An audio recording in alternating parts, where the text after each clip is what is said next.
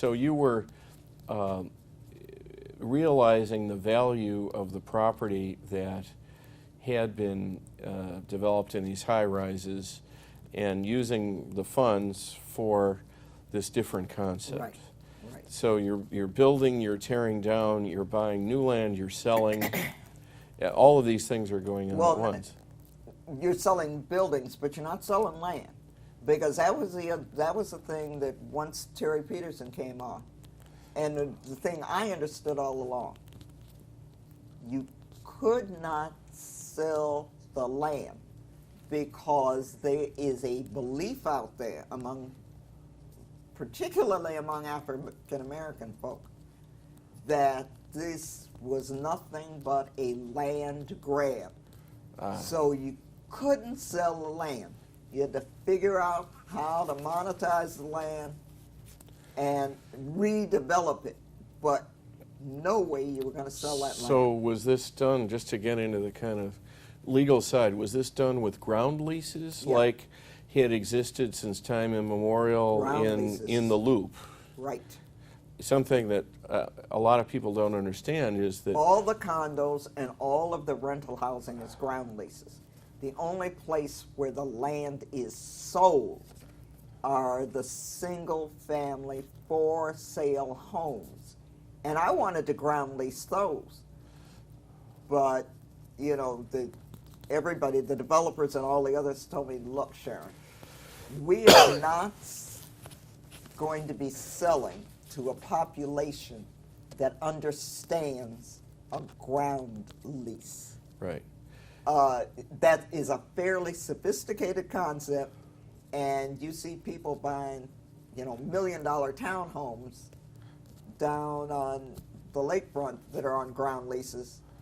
But, you know, the average American citizen, if you say, I'm selling you a home, they want the dirt under it. Right. They do not think that, Right. you know, owning a home doesn't include the dirt that's under the home. Right, and just to explain, a ground lease is one where you might own the building that you build, and you own the right to use the land during the period of the lease, but someone actually owns the land. And Right. in downtown Chicago, this arose because under the Northwest Ordinance, there was land set aside for schools, but it wasn't all developed for schools.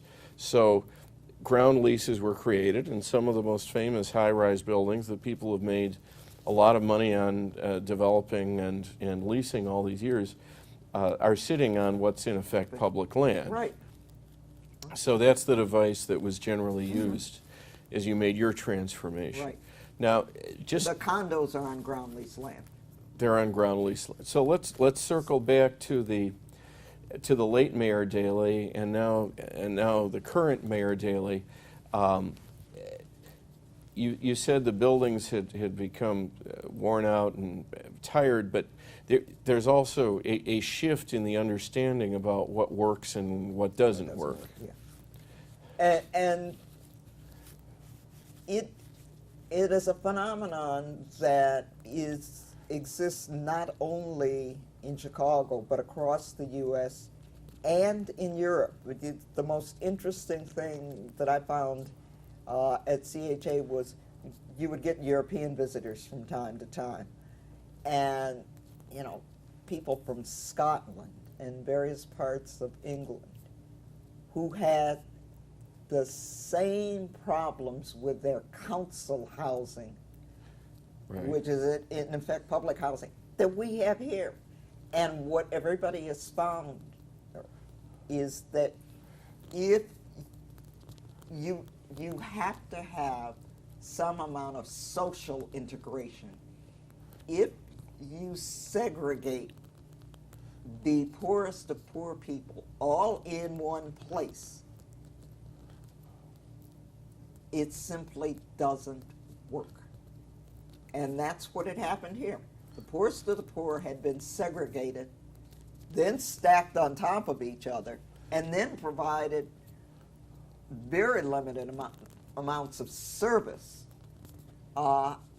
And so socially, it simply didn't work. So let's talk about the current Mayor Daley. These transformative ideas came.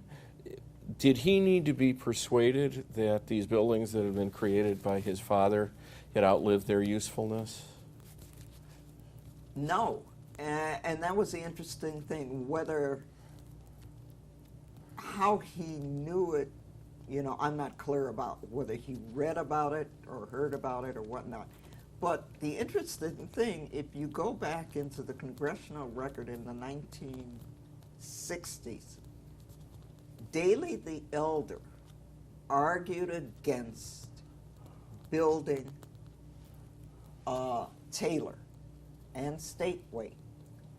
He was pushing for low-rise, fairly scattered public housing.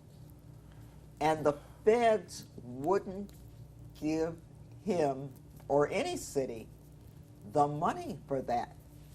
Their argument was, and it went back to the Congress, we're not going to spend the same amounts of money on housing the poor that is being spent in the suburbs, in private market housing. So, given the amount of money they had and the number of units they needed to build, there was no way to build the equivalent of Altgeld or Trumbull or those low-rise. So your impression is the design was based on efficiency. Yeah. In other words, just cost control. But Exactly. the late Mayor Daley that was not his favored plan. No. But when the funds were available, this was the plan that Right. was followed. And remember, what you were doing was a tremendous amount of slum clearance. This was Right. all in response to slum clearance. Can you speculate about in the era of the late Mayor Daley, the racial aspects of all this? To what extent, if at all, was the segregation involved in putting the poor people in one housing block related to racial segregation? Well, I mean, it clearly was a major part of it. When they built both what were then, it's called LeClaire today, but they were called airport homes then. Right. And that's low-rise housing. When that was built, I mean, you had riots out there. Folks Right. throwing fire bombs, burning crosses. The same occurred in Trumbull, which is way southeast. And ultimately, you got the city council who, whether they passed an ordinance or it was simply a gentleman's agreement, that no public housing could be cited in a ward without the approval of, well, it was an ordinance. No, it could be cited without the approval of the council. And because of aldermanic prerogatives, that meant an individual alderman could stop. And at the time, back in the early 60s, a white ward with a white alderman was not going to approve, low-income housing, because that meant that, it was built with federal funds. You were not going to be able to discriminate. You were going to have, black residents. So, during your time at the Chicago Housing Authority, the Gautreaux case is still going on in some respect. What was your memory of dealing with the Gautreaux litigation? Gautreaux was not a big issue for us at the Housing Authority. I mean, it's been going on literally for almost 40 years now. Right. I remember Gautreaux from the time I was in Model Cities. It goes back I mean, Right. my entire professional career, Gautreaux was, in the wings. It was just amazing. But how did Gautreaux interact or not interact with the model of transformation that was developed that you oversaw? Well, whenever we were going forward with a plan, we would have to meet with the Gautreaux plaintiffs, who were still out there. So Lord knows Dorothy Gautreaux died years ago.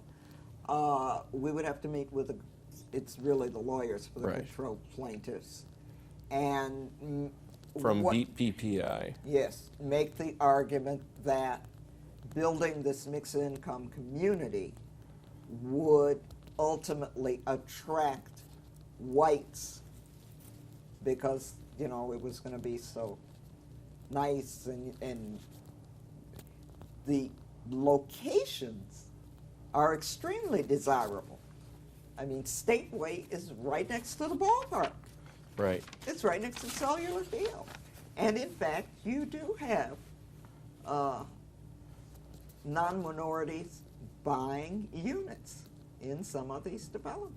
What about that other litigation that's gone on during almost your whole career, the Shackman litigation? How has that affected your life? Well, Shackman really didn't affect my life Directly. tremendously. Right.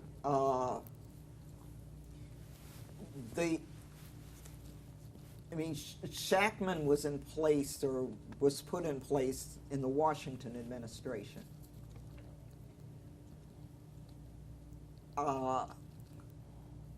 The budget office was civil service exempt and Shackman exempt. It was Shackman exempt because some number of policy-making positions under the Shackman decree are exempt from the decree. Mm-hmm. On the theory that you have to be able to hire whomever you want in policy-making decisions to support you.